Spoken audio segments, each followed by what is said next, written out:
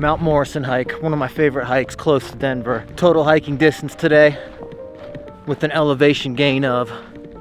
This is a great hike to train for taller mountains. It is also dog friendly if you want to introduce your dog to some light scrambling.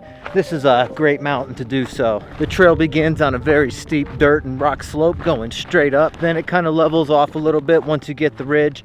And the last quarter mile of the trail, you're going straight up. It's a pretty fun little scramble to the top of Mount Morrison. The trailhead to Mount Morrison is located at the Red Rocks #4 entrance.